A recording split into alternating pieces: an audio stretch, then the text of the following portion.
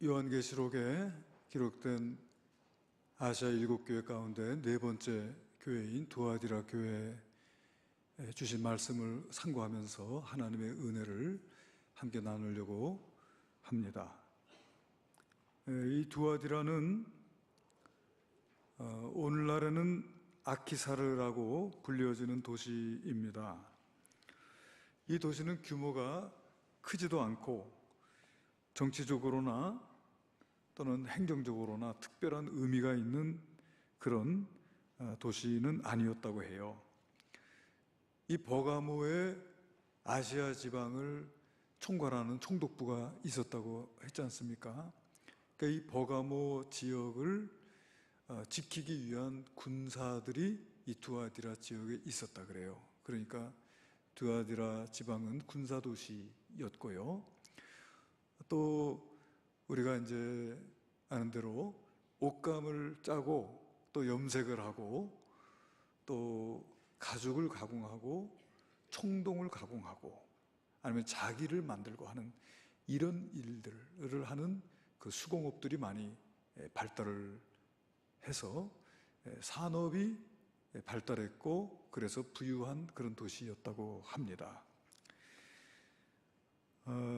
바울이 그 마게도냐 지역의 첫 성인 빌립보를 방문했을 때 그 빌립보에서 한 여자를 만나게 됩니다. 그 여자의 이름이 루디아입니다. 루디아. 근데 이 루디아가 바로 이 두아디라 지방 출신이었어요. 그래서 사도행전 16장 14절에 보면 두아디라 시에 있는 자색 옷감 장사로서 하나님을 섬기는 루디아라는 한 여자가 이렇게 되어 있습니다. 그러니까 이 두아디라 시 출신으로서 자색 옷감 장사, 이 마게도냐 빌립보 지방에서 자색 옷감을 장사하고 있는 사람이 바로 루디아였었다라고 하는 것이죠.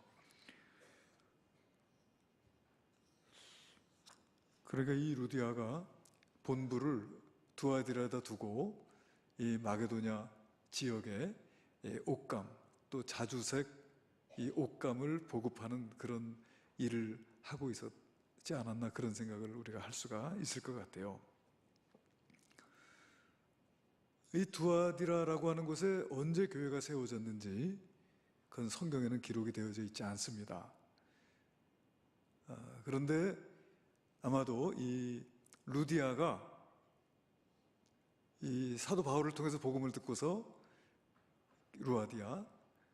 두아디라 자기 고향에다가 교회를 개척한 것이 아닐까 이렇게 추측하기도 합니다. 그런가 하면은 사도 바울이 그곳과는 좀 거리가 떨어졌지만은 에베소 지역에서 두란노 소원을 만들고 거기에서 2년 동안 하나님 말씀을 전했을 때 성경에 보면 이렇게 기록이 되어 있거든요. 사도행전 19장 9절 10절에 보면은 어떤 사람들은 마음이 굳어 순종하지 않고 무리 앞에서 이 도를 비방하거늘 바울이 그들을 떠나 제자들을 따로 세우고 두란노 소원에서 날마다 강론하니라.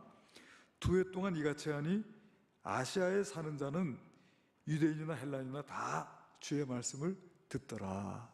그러니까 여기에서 이 사도 바울에게 말씀을 들은 사람들 가운데 모든 아시아 사람들이 다 있었다고 하니까 그 중에서 두아디라 사람들도 있었지 않았겠는가. 그래서 그들이 이제 두아디라의 교회를 세웠을 수 있겠다.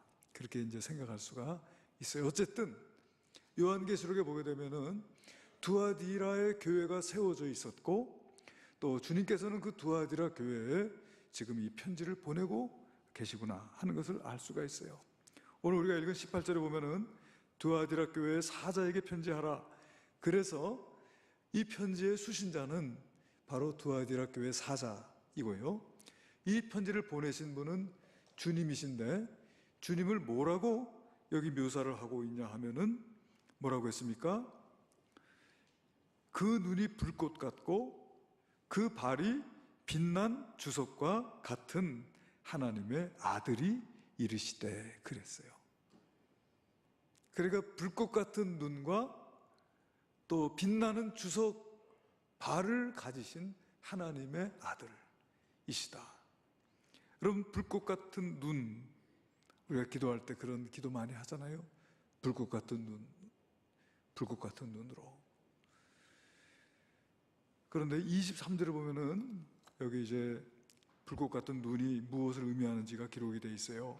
23절에 또 내가 사망으로 그의 자녀를 죽이리니 모든 교회가 나는 사람의 뜻과 마음을 살피는 자인 줄 알지라 그랬어요. 그러니까 불꽃 같은 눈으로 살핀다고 하는 것은 뭐냐면은 사람을 겉모습으로 보지 않고 그 사람의 뭡니까?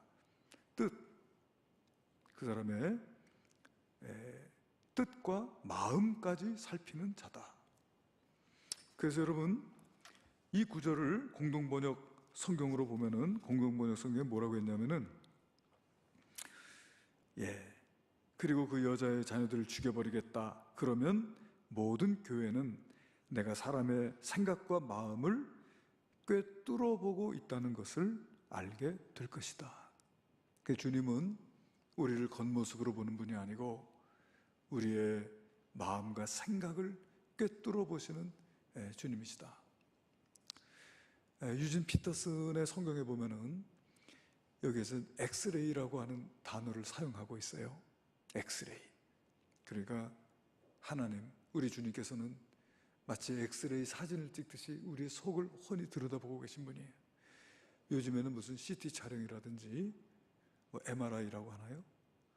그 단층 촬영이죠. 그 단층 촬영을 통해서 속을 다 들여다보는 것처럼 우리 주님은 우리의 속을 감찰하시는 분이시구나 하는 것을 알 수가 있고요. 또 빛난 주석이라고 했을 때 이것은 두 가지 뜻으로 볼 수 있을 것 같아요. 이 빛난이라고 하는 이 말은 두 가지 뜻인데, 하나는 뭐냐면은 버니쉬라고 하는 말은 광을 낸다 그런 뜻이에요. 그러니까 광을 낸 청동을 생각할 수 있고요. 또는 furnace fired bronze 이렇게 해서 이건 뭐냐면은 용광로로 불 붙인, 용광로로 달군 청동이다 하는 그런 뜻이에요. 이건 뭐냐면 빨갛게 달궈진 그런 청동을 의미하는 것이죠. 그러니까 빛나다 했을 때 광을 내서 빛날 수 있지만은 빨갛게 달궈져서 빛을 낼 수 있는 거예요. 빨갛게 달궈져서 그 벌겋게 빛이 나는 그 청동 발을 가지신 분이다. 그 발로 여기저기를 밟고 다니면 어떻게 되겠습니까? 이것은 주님의 심판과 관련된 말이에요. 그렇게 심판하신다 하는 뜻이죠. 그러한 주님께서 이제 이 두아디라 교회에게 말씀을 주고 계세요. 그러니까 7개 교회 가운데서 이 두아디라 교회에게 보낸 편지가 제일 길어요. 제일 긴데 칭찬도 하셨고 책망도 하셨어요. 칭찬은 뭐냐 하면은 19절에 기록되어 있죠. 내가 내 사업과 사랑과 믿음과 섬김과 인내를 아노니 내 나중 행위가 처음보다 많도다. 자, 몇 가지를 칭찬하셨나요? 내 사업. 교회에서 무슨 사업했어요? 구제 사업하고 복음 전도 사업하고 또 봉사 사업하고 그랬겠지요. 그리고 또 사랑. 이 에베소 교회는 하나님의 말씀을 지키려다가 첫사랑을 잃어버린 그런 교회라고 책망을 들었는데, 이 두아디라 교회는 사랑을 칭찬받았어요. 그리고 믿음. 당시에 황제 숭배를 하고 또 수많은 우상들이 있고 또 이단 사상들이 횡행하고 있는 그런 가운데서 믿음 지키는 것이 어려운 일이지만은 믿음을 지켰다는 거예요. 그리고 또 섬김, 또 인내, 이것을 안다. 그러니까 참 귀한 칭찬을 받은 교회입니다. 그보다도 더 귀한 거는 뭐냐 하면은 내 나중 행위가 처음 것보다 많도다 그랬어요. 처음보다 나중이 더 좋은 거예요. 저와 여러분이 주님께로부터 이런 칭찬을 받게 되기를 바랍니다. 처음보다 더 많다. 네 사랑이 너의 믿음이, 너의 섬김이, 너의 인내가 처음보다 더 많구나. 그렇게 칭찬받을 수 있다면 너무 좋겠어요. 그런 귀한 칭찬을 받은 교회입니다. 그런데 책망도 들었어요. 책망은 뭐냐면은 20절에 기록된 대로 그러나 내게 책망할 일이 있노라 자칭 선지자라 하는 여자 이세벨을 내가 용납함이니. 그랬어요. 자칭 선지자예요. 이 이세벨이라고 하는 이 여자가 자칭 선지자라 하는 여자 이세벨. 그러니까 선지자는 선지자인데 하나님의 선지자가 아니고 자칭 선지자예요. 자칭 선지자. 그리고 여자고 그 이름을 이세벨이라고 그렇게 했습니다. 아마 이 여자는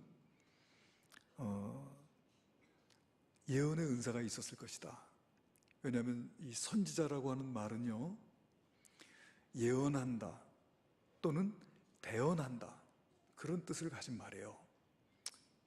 그래서 미리 보고 예언을 하기도 하고 또 하나님을 대신해서 말한다고 해서 대언한다. 그래서 이제 예언자 또는 선지자 그렇게 부르는 거예요.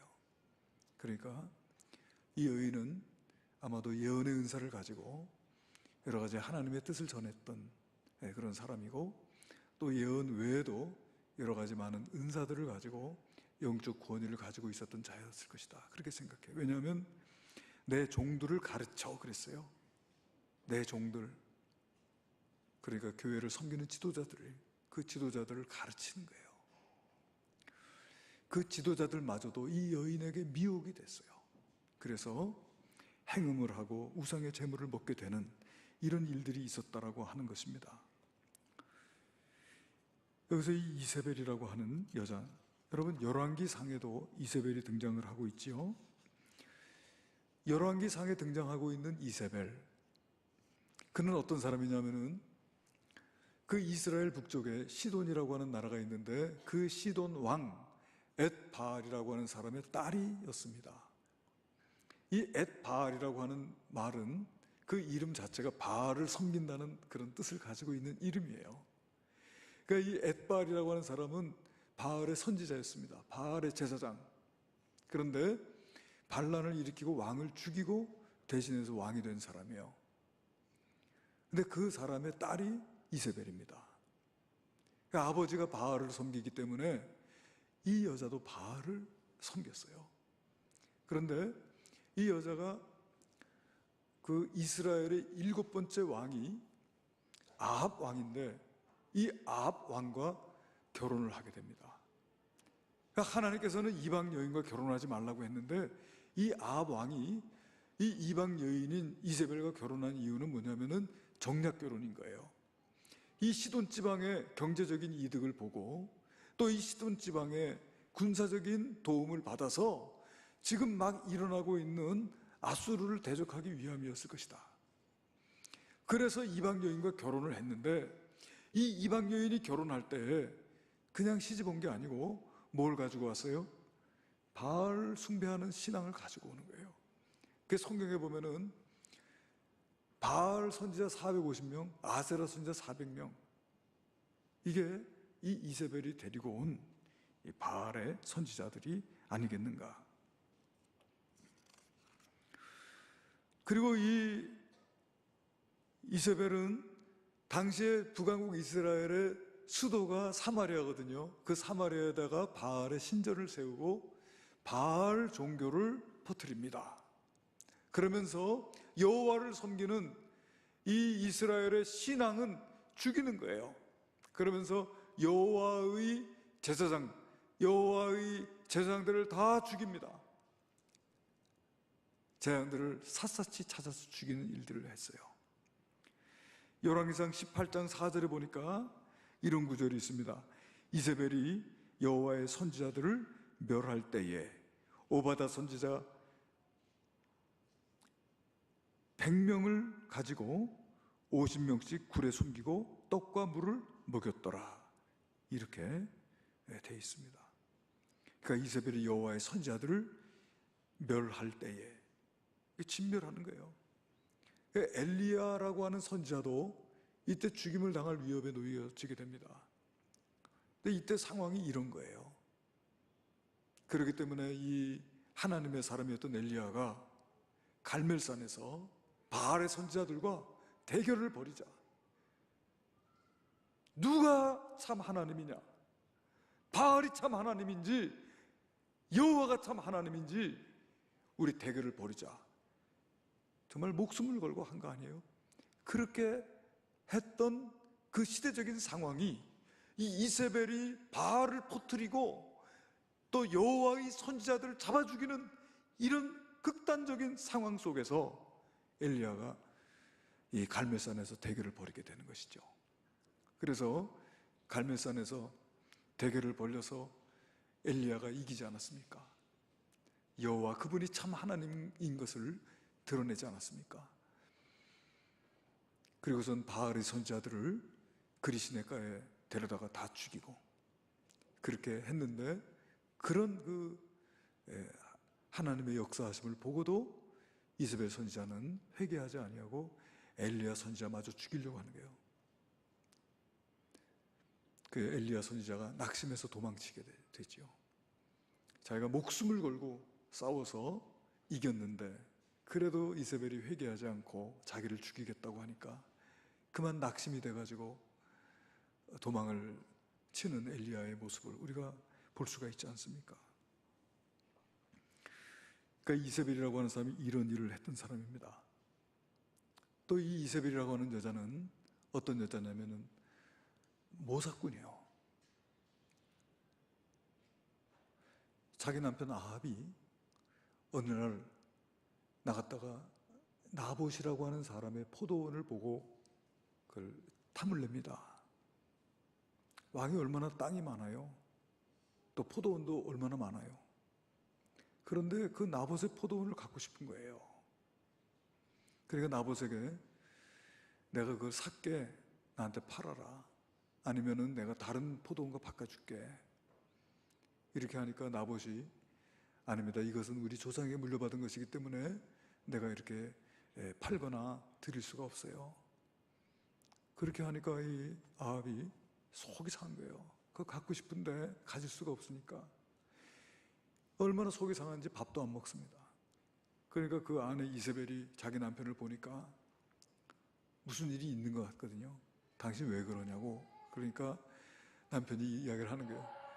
그 나봇이라고 하는 사람이 그 포도원을 내가 다른 땅과 바꿔주겠다고 해도 싫다고 하고 팔으라고 해도 싫다고 하고 그걸 갖고 싶은데 그래 내가 속이 상해서 이러고 있다고 하니까 이세벨이 자기 남편을 비웃습니다.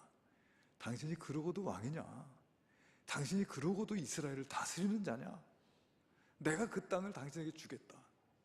그렇게 하고 여러분 그 나봇이 살고 있는 성읍의 장로와 귀인들에게 편지를 써가지고 그 나봇을 높은 자리에 앉힌 다음에 불량자들을 세워서 거짓 증거하게 합니다. 그가 하나님을 모독하고 왕을 모독했다. 당시에는요 하나님을 모독하면은요 신성 모독죄로 돌로 쳐 죽이라고 하는 율법이 있는 거예요.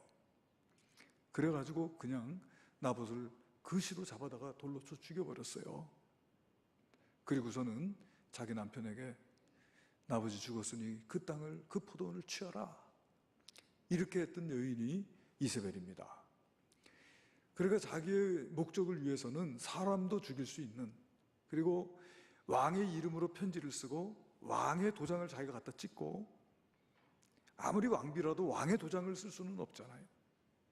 그러니까 얼마나 정말 자기 남편보다 더 높은 사람이 되어버려서 그 막강한 고난을 휘두르고서 자기의 목적을 이루는 그런 사람이었습니다.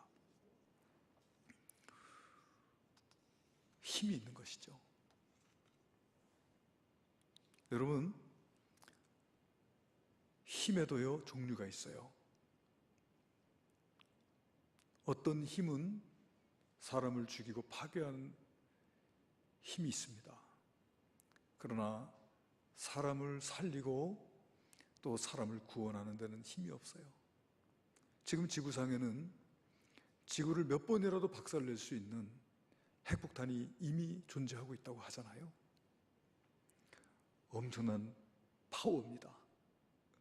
한순간에 지구를 박살낼 수 있는, 몇 번이라도 박살낼 수 있는 그 힘이 있어요.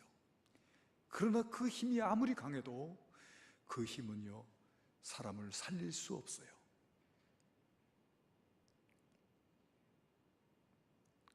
그러나 여러분, 예수 그리스도의 십자가에서 떨어지는 피 한 방울, 그 보혈의 능력은 지구를 몇 번 박살낼 수 있는 핵폭탄보다도 더 강력한 줄로 믿으시기를 바랍니다. 그 힘은요, 사람을 살리는 힘이고요, 사람을 구원시키고 부활시키고 영생을 주고 변화시키는 놀라운 힘을 가지고 있어요. 여러분, 어떤 사람은 죽이고 파괴하는 힘을 가지고 있는 사람도 있어요. 이세벨, 그리고 또 이세벨에게 쓰임받았던 사람들, 그 사람들은 왕의 이름으로 온 편지, 왕의 이름으로 내려온 지시를 따르는 것을 주저하지 않습니다. 그러나 그들은 알지 못해요. 왕이 틀렸을 수 있다는 것을, 왕이 잘못됐을 수 있다는 것을 알지 못했죠. 저와 여러분은 살리고 또 구원하고 부활시키는 일에 쓰임받는 저와 여러분 되시기를 주님의 이름으로 축원합니다.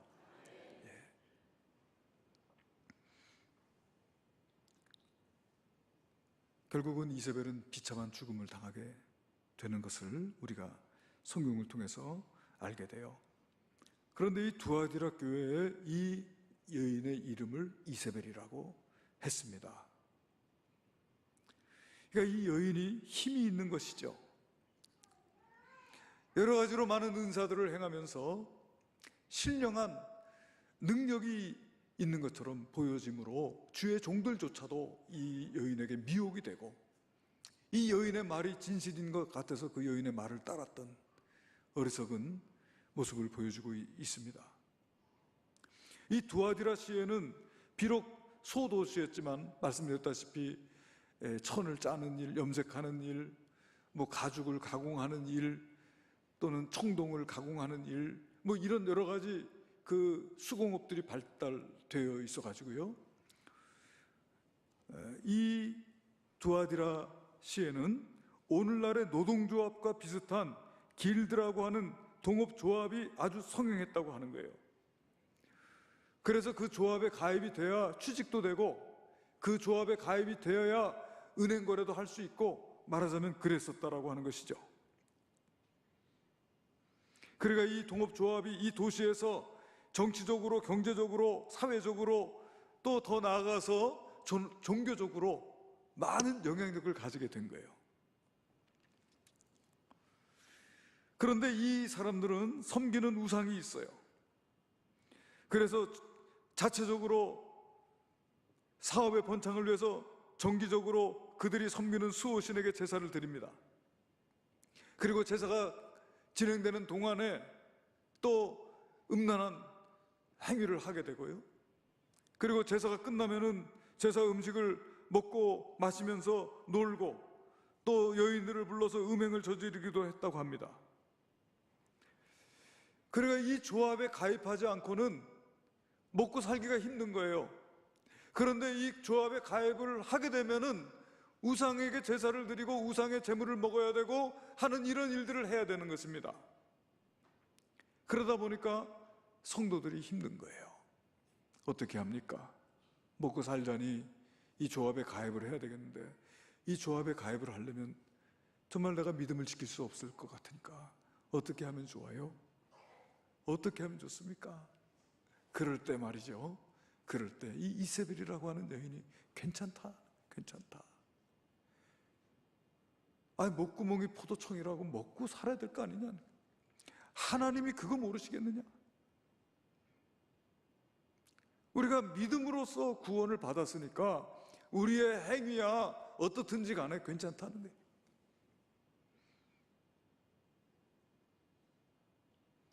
그런 가르침을 베풀 때에 많은 사람들이 미혹된 것이죠.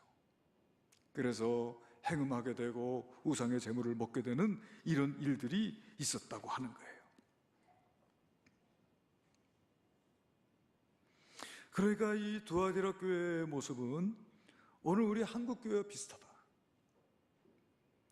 여러분, 우리 한국 교회가 얼마나 많은 사업을 하고 얼마나 많은 사랑과 또 믿음과 섬김과 인내를 합니까? 그렇잖아요. 많은 사업을 하고 구제사업,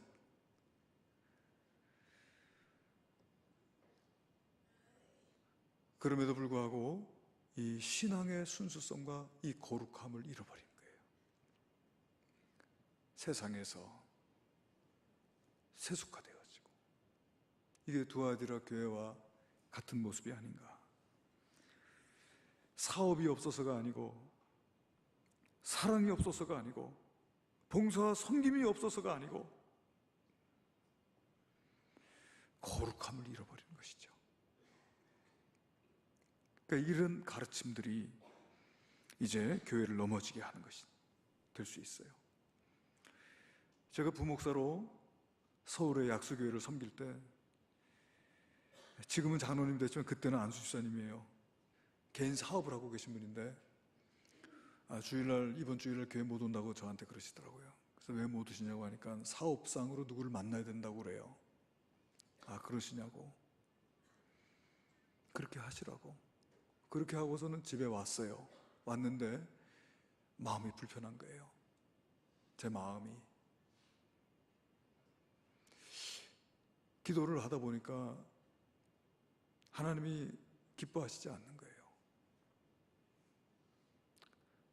괜찮다는 말을 제가 해줄 수 있는 자격이, 권한이 저에게 없는 거예요. 그렇잖아요? 지금 사업상 누구를 만나기 위해서 주일날 교회를 못 온다고 하는데, 목사가 말이에요 괜찮다고 하면은 그 집사님은 마음이 편하겠지요. 목사가 괜찮다고 했으니까. 그러나 이 목사는 내가 할 수 없는 말을 한 거예요.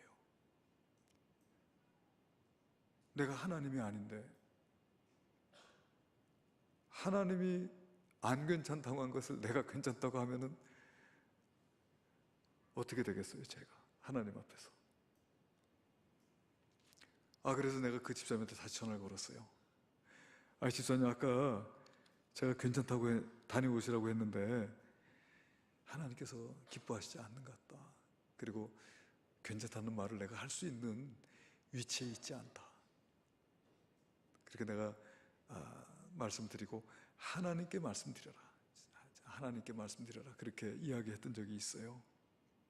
그런 거죠. 목사가 그런 어떤 영적인 권한을 가지고, 목회자니까, 또 신학을 전공했으니까 목사가 괜찮다고 하면은 성도들이 마음이 편할 거 아니에요. 똑같은 거예요. 이세벨이 자칭 선지자라고 하면서 하나님의 뜻과 다르게 가르치는 거예요. 그러니까 그 소리를 듣고 위안을 받고 믿음 생활을 하면서도 세속적인 삶을 살아가는 거예요. 이게 두아디라 교회의 문제였던 거예요. 제가 경상도 예천군 풍양면에서 목회를 했었을 때, 그 풍양 면소재지에 이발소가 있어요. 그래서 제가 거기 가서 이발을 하고 했는데, 그 이발소하고 미용실이 나란인데 부부가 해요. 부부가 하는데 그분들이 교회 나가기 시작한 거예요. 교회 나가기 시작했어요. 그 풍양에 풍양제일교회라고 있는데, 그 풍양교회 제일교회를 출석하기 시작을 했습니다. 이제 저는 이제 거기 이발하러 가면은 그분이 제가 목사인 줄 아니까 뭐 이런저런 이야기 많이 해요. 많이 하는데, 이야기하다 보니까 이분이 교회를 나가기 시작을 하면서 이분에게 은혜가 임했는데, 무슨 은혜가 임했냐면은 교회 나가는 그날부터 주일 성수하고, 또 교회 나가는 그날부터 11조를 하는 거예요. 그래서 이게 주일은 주의 날이라고 해가지고 가게 문을 딱 닫고, 내외가 주일날 장사를 안 해요.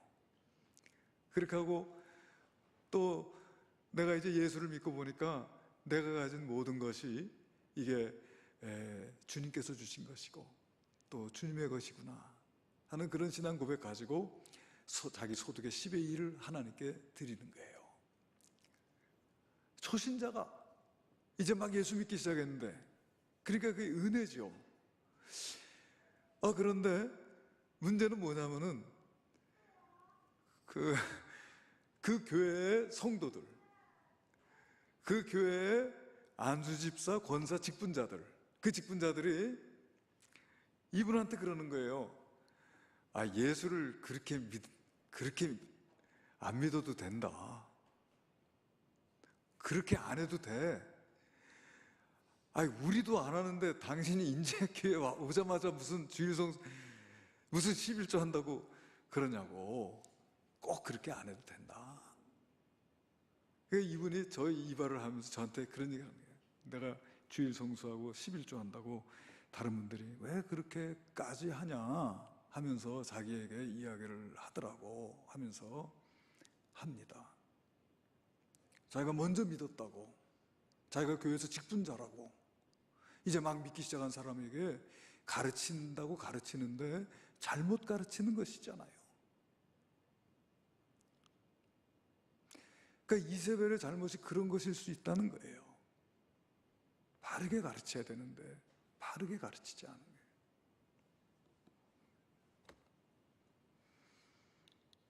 자기가 힘이 있어요. 왕의 이름도 갖다 쓰고 왕의 도장도 갖다 쓸 수 있는 권한이 있어요. 사람 하나 정도는 죽이고 살릴 수 있는 권한이 있어요. 그렇기 때문에 괜찮다. 그렇게 안 해도 돼. 그런데 과연 그것이 하나님의 말씀이냐 이거지요. 그게 과연 자칭 선지자가 하는 소리냐, 하나님의 종이 하는 소리냐, 이것을 분별할 수 있어야 되겠다라고 하는 거예요.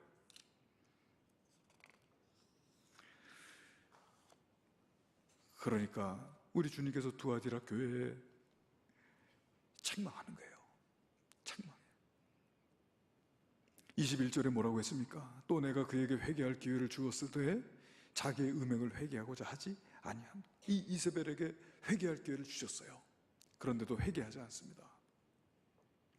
그때 뭐라고 말씀하십니까? 22절에 볼지어다 내가 그를 침상에 던질 터이요 또 그와 더불어 간음하는 자들도 만일 그 행위를 회개하지 아니하면 큰 환난 가운데 던지고 또 내가 사망으로 그의 자녀를 죽이리니 모든 교회가 나는 사람의 뜻과 마음을 살피는 자인 줄을 알지라. 내가 너희 각 사람의 행위대로 갚아주리라. 이렇게 주님께서 말씀을 하셨어요. 그런데도 이 두아디라 교회에 이세벨의 교훈을 따르지 아니하고 믿음을 지키는 사람들이 있었습니다. 24절에 두아디라에 남아있는 자들이 있어요. 남은 자들이 있어 이 교훈을 받지 아니하고 소위 사탄의 깊은 것을 알지 못하는 너희에게 말하니 다른 짐으로 너희에게 지울 것은 없노라. 다른 짐을 지우지 않겠다. 그러시면서 주님께서 두 가지를 약속하셨어요. 26절에 이기는 자와 끝까지 내 일을 지키는 그에게 만국을 다스리는 권세를 주리니. 그리고 28절에 내가 또 그에게 새벽별을 주리라. 이 새벽별은 바로 예수님 자신입니다. 요한계시록 22장 16절에 보니까 나 예수는 교회들을 위하여 내 사자를 보내어 그것들을 너희에게 증거하게 하였노라. 나는 다윗의 뿌리요 자손이니 곧 광명한 새벽별이라. 이 새벽별은 바로 예수님 자신인 것을 알 수가 있습니다. 그래서 이런 세상과 타협하지 아니하고 믿음을 지키는 자들에게 주님께서 만국을 다스리는 권세와 예수님 자신을 주시겠다고 말씀하고 계세요. 여러분, 우리 성도들은 사는 것도 중요하지만은 죽는 것이 더 중요한 줄로 믿습니다. 내가 어떠한 모습으로 죽을 것이냐. 지난 금요일 날 연합구역 예배를 드리면서 우리가 다니엘서를 함께 읽었습니다. 사드락과 메삭과 아벳느고가 느부갓네살이 만든 금신상 앞에서 절하지 않습니다. 그러니까 왕이 기가 막힌 거예요. 내가 너희를 포로를 잡아다가 너희들을 가르치고 잘 먹여서 내가 바벨론의 지도자로 세웠는데 너희들이 어떻게 나를 섬기지 않고 내가 만든 신상 앞에 절하지 않느냐? 괘씸한 거예요. 내가 지금 한 번 더 기회를 주겠는데 지금이라도 절하면 좋지만 안 하면은 맹렬히 타는 풀무불에 던져 죽이겠다는 것이죠. 그때 사드락 메삭 아벳느고가 이렇게 대답합니다. 왕이시여, 이 일에 대하여 우리가 왕에게 대답할 일이 없습니다. 우리가 섬기는 하나님이 왕과 저 용광로 가운데서 우리를 건져주실 것입니다. 그리 아니하실지라도 우리가 왕의 신상 앞에 절하지 않겠습니다. 자, 이거 너무 기가 막힌 고백인 거예요. 어떻게 이런 고백을 할 수 있었는가? 그 말을 가만히 묵상을 해보니까요, 무슨 뜻입니까? 내가 저 용광로 풀무 속에서 내가 녹아져서 내가 형체도 없이 죽을지라도 그래도 나는 그 후에 하나님 앞에 설 것입니다. 그런 뜻이 아니겠어요, 여러분? 우리 모두 다 죽음이라고 하는 과정을 거쳐야 돼요. 성경에 보니까 한 번 죽는 것은 사람에게 정해진 것이요, 그 후로는 심판이 있으리니 그랬어요. 그러니까 우리가 한 번은 다 죽음의 과정을 거쳐야 돼요. 내가 나이 많아 늙어서 곱게 잠자다가 죽을지, 아니면 나이가 많아지다 보니까 무슨 질병에 걸려서 죽을지, 아니면은 내가 무슨 사고를 당해서 죽을지 모르겠어요. 아니면은 뭐 이슬람 사람들이라든지 또는 무슨 힌두교 사람들에게 내가 붙잡혀가지고 목배임을 당하거나 화형을 당하거나 순교를 할 수도 있겠죠. 뭐 지구촌에 그런 일들이 지금 벌어지고 있으니까. 그런데 중요한 건 뭐냐면 내 죽음의 과정이 중요한 게 아니고, 중요한 것은 그 죽음의 과정 뒤에 우리가 하나님의 심판대 앞에 서게 될 것이라고 하는 사실입니다. 믿습니까? 이 다니엘과 그 친구들이요, 그 뜨겁게 타는 불문불이 무서운 게 아니에요. 이것은 우리가 어차피 거쳐야 될 죽음의 과정일 뿐이에요. 그러나 그 뒤에 우리를 영원히 심판하실, 우리를 영원히 다스리실 하나님이 계시다라고 하는 사실입니다. 그런 믿음으로 우리가 살아가야 된다라고 하는 것이죠. 그저 세상과 타협해서 무섭다고, 세상과 타협하고, 두렵다고 타협하고, 불편하다고 타협하고, 그렇게 타협해서는 하나님의 영광을 드러낼 수도 없고, 하나님 앞에 쓰임 받을 수도 없고, 그냥 대충 살다가 부끄러운, 주님 앞에 섰을 때 부끄러운 모습으로 설 수밖에 없다는 것이죠.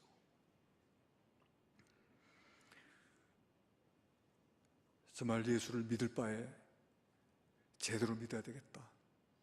할렐루야. 그런 생각을 하게 돼요. 정말 예수를 믿어도 참 졸렬하게, 정말 참 지저분하게 그렇게 예수 믿지 말자. 정말 예수를 멋있게 믿고, 정말 믿는 것처럼 믿고, 그렇게 주님 앞에 가야 되겠다. 그런 생각을 하게 돼요. 여러분, 이 가을에 정말 고개를 돌리면서 탄성을 자아내는 아름다운 단풍들을 바라보면서 나도 저렇게 아름답게 말씀과 성령으로 물들었으면 좋겠다, 그런 생각을 하게 돼요. 여러분, 저와 여러분이 그러한 믿음으로 주님 앞에 설 수 있게 되기를 주님의 이름으로 축원드립니다. 기도하시겠습니다. 은혜로우신 아버지 하나님, 이 두아디라 씨의 자칭 선지자 이세벨,